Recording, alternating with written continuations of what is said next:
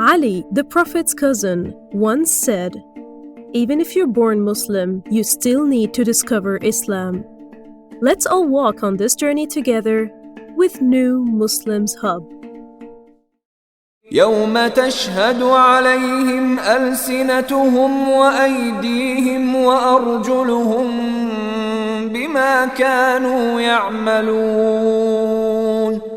On the day when their tongues and their hands and their feet testify against them regarding what they used to do. Bismillah ar-Rahman ar-Rahim. Today, inshallah, we're going to be speaking about the sins of the organs in the process of purification, of self-purification, from the great book Beginning of Guidance by Imam Abu Hamid Al-Ghazaly. As we have discussed before, that his book is divided into 3 sections: acts of worship, sins, and ethics of company. So we have tackled the ethics of prayer and the ethics of fasting, and now we move on to the second section, and we take some hints from this book about the sins of the organs. He starts off by dividing any action into one of 4.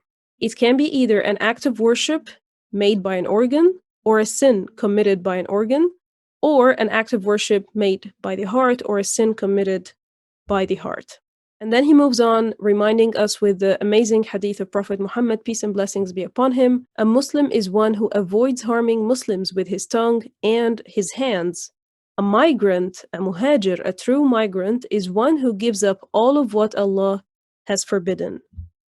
So he moves on and say, when you sin with your organs, know that they are blessings from Allah and a trust upon you. So your disobedience to Allah with one of His blessings is the ultimate ingratitude. And your dishonesty in keeping this trust that Allah has placed upon you is the ultimate transgression. Your organs are your trust, so watch out how you care for them.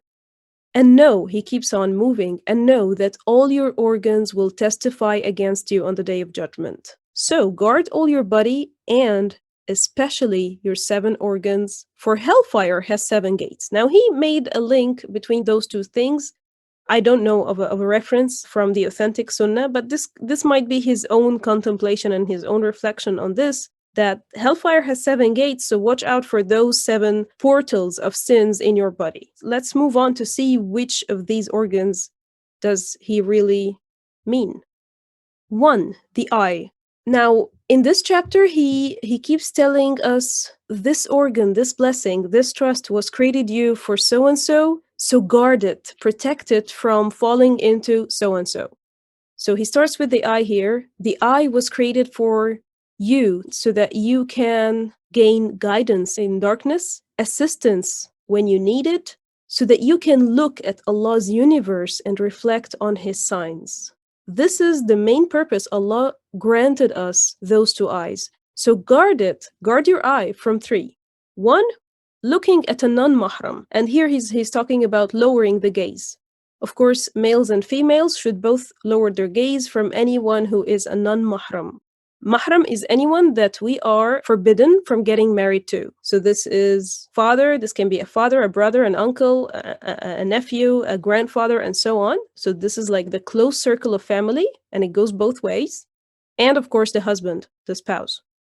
Or look at any image with a desire. Now he is here tackling a very deep level of self-control, not to be drifted away by anything that just turns you on. You see a photo of a fancy car, you see a photo of this, you see a photo of that. It really helps us if we try to apply this, and in a world that is very consuming nowadays, and in a world that is full of billboards and full of commercials everywhere that is just creating the desire to begin with. It's really a great jihad, but it's a wonderful reminder from Imam Al-Ghazaly. Don't even extend your eye to this. Control it, because the more you get used to this, the more I'm looking at something that is halal, but I'm creating a desire. I'm helping my heart to develop some sort of greed. So this is 1. Number 2, looking down at a Muslim, looking down at someone. This reminds us with a story that is narrated that Prophet Jesus, Isa, peace and blessings be upon him,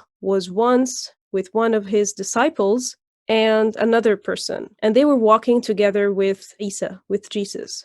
And one of the disciples thought to himself, Who am I to walk behind Jesus? The other person said, who is that to walk behind Jesus? Referring to the disciple. So the narration or the story says, the first Allah forgave his sins, the second Allah did not forgive his sins, for he has looked down to someone else. And we know from the hadith that a man with an ounce or someone with an ounce of or with an atom of arrogance or ego will not enter paradise. Looking out for Muslims' flaw, like searching and looking for someone's flaw, someone's mistake, someone's sin to criticize. This is really something that is very dangerous. So we should protect our eye from looking out for these things and looking down at someone else and looking at anything that is a non-mahram or anything that I don't need to begin with. And this takes us to the beautiful ayah in Surah Taha. And do not extend your eyes towards that by which we have given enjoyment to some categories of them, its being but the splendor of worldly life by which we test them, and the provision of your Lord is better and more enduring. And the beautiful phrase here in that is mentioned by Allah, and do not extend your eyes. This is really what we need to work on, because it's really hard and it's a great jihad to do it nowadays. Do not extend your eyes. Don't look, don't compare, don't extend your eyes to something that you might not need in the first place.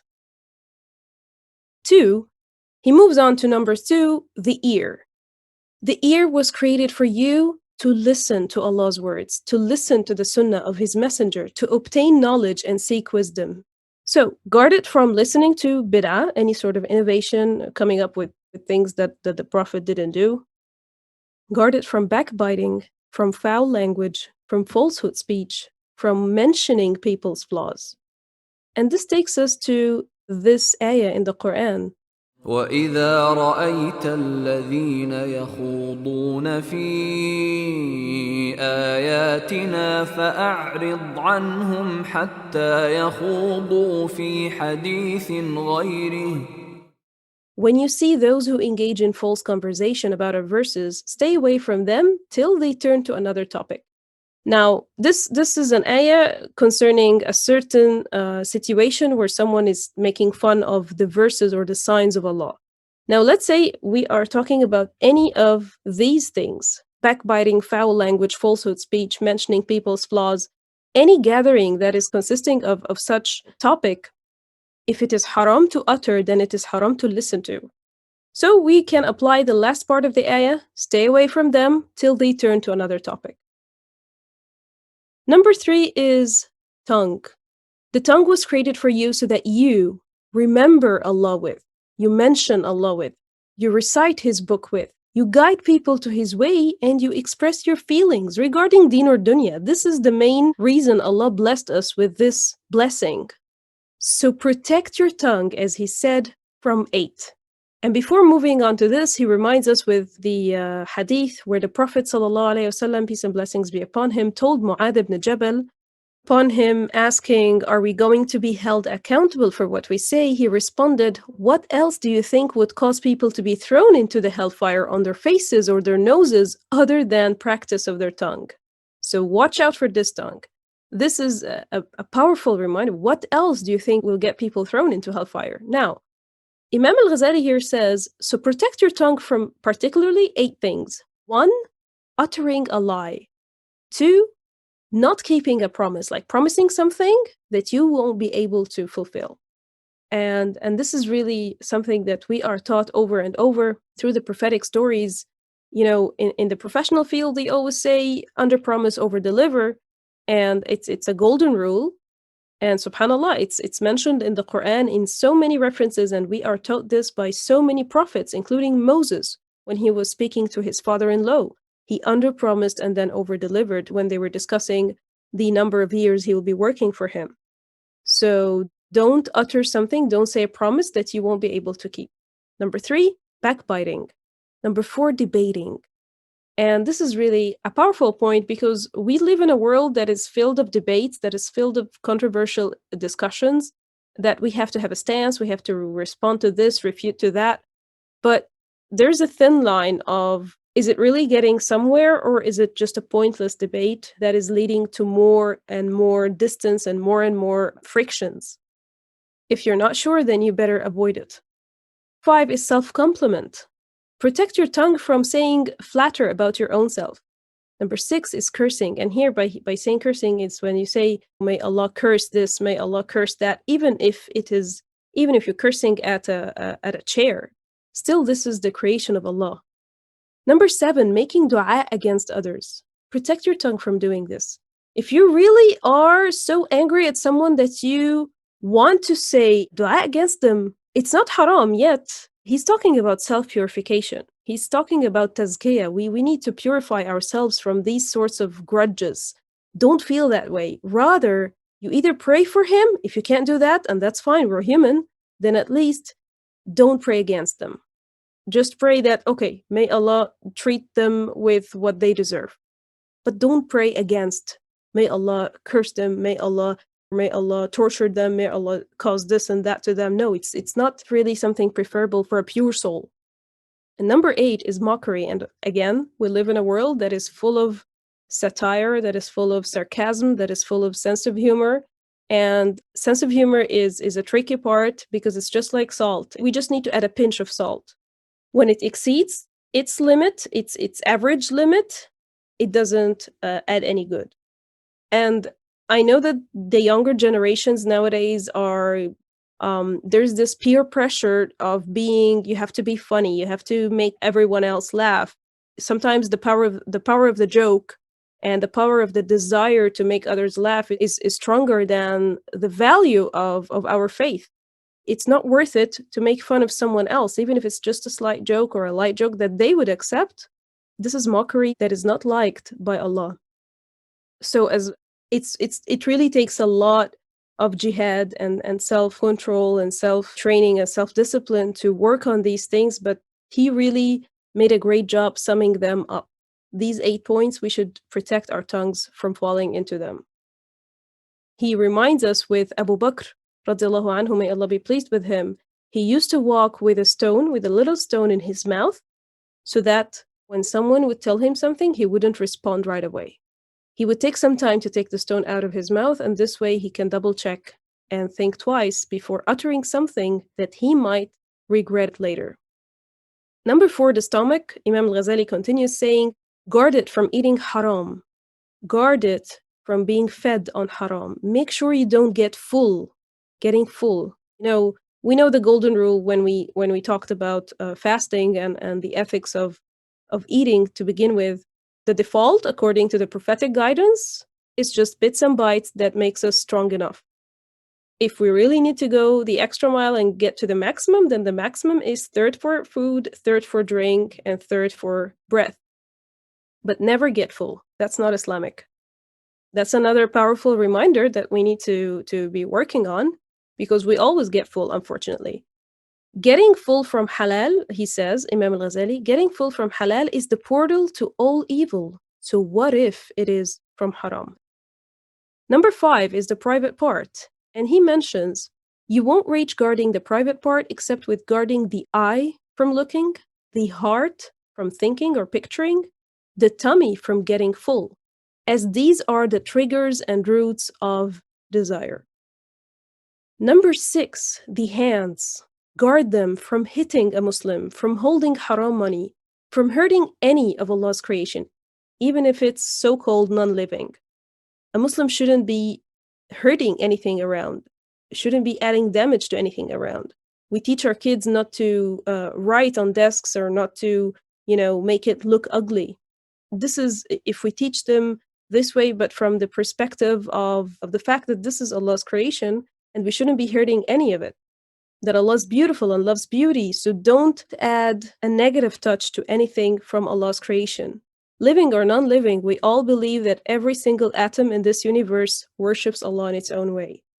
And this is really the level of self-purification and the level of tazkiyah that the more we learn about Prophet Muhammad, the more we reach it. Prophet Muhammad was a mercy and a love and care for all creation, not just humans, not just animals, even to things. We learned this from many incidents. He used to have a very unique relationship with the things he owned, like his stick. He used to call them names. He had a relationship with his things. When he hugged the palm tree, when he said that this is a mountain about the Mount Uhud, this is a mountain that we love and it loves us back. He had this sense of connection and relationship with everything around him because he was always aware that all of these are Allah's creation. So this is really the level that we should seek to reach, and with our hands, not to hurt any of Allah's creation. And guard your hand from writing what is sinful to utter. For the pen, and this is a powerful statement by Imam Al-Ghazaly, for the pen is one of the two tongues. So guard the pen from what you guard the tongue from. If that's the case with pen, now we can relate to it in other contexts like texting, like typing. It's no longer just writing, it's no longer just saying. Nowadays, it's about texting. Watch out for the texting. Watch out for even the emoticons or the emojis that we use. If at the time of Imam Al-Ghazali, pen was only one of the two tongues, nowadays we have so many tongues to express ourselves with, not just a pen, not just our tongues, but rather our cell phones, our laptops, our computers, our keyboards, so many other ways. Number 7, last but not least, the feet. Guard them from walking to a haram destination. Now, it doesn't have to be a nightclub, but here we can understand it from it's the action that I'm heading to. I'm heading to a certain gathering. I'm heading to do a certain thing. Is it really halal or haram? It's very important to remind ourselves that we need to make our feet walk only on the way of Allah. So whatever that we're heading to, whatever that we're walking towards, shall be for Allah and to Allah, even if it's dunya. Again, the concept of worship is very vast in Islam, that anything that is halal with a good intention can be considered an act of worship that pleases Allah and is rewardable. Also, guard them from seeking privilege from an unjust leader. And we can see this on many levels. It can be applied on many levels, but particularly maybe in the professional level, we see this from people who are trying to get closer to certain bosses. So when you are heading to your boss's office, are you truly heading there, walking there to send out a greeting, a peaceful greeting, or are you trying to seek some bonus and some privilege against your other coworkers? That's a very mild example of it, but we can apply it on so many things. We are reminded by the hadith of Prophet Muhammad that whoever increases the number of a gathering or a group is part of them. So whatever the medium or the community that we can be in, if I know that this group is working on or trying to do something that is haram, I shouldn't be walking towards them, because even walking towards them, I'm increasing their group and I'm increasing their power. And finally, he concludes by reminding us of this amazing hadith when the Prophet, peace and blessings be upon him, said, "There is a piece of flesh in the body, if it becomes good or reformed, the whole body becomes good. If it gets spoiled, the whole body gets spoiled, and that is the heart." And this is exactly the second part of this chapter, where we will be tackling in the next sessions, inshallah. Now we have tackled we have come across the very quick tips and very deep and important tips from Imam Al-Ghazali on the sins of the organs. Next time, inshallah, we will be talking about the sins of the heart.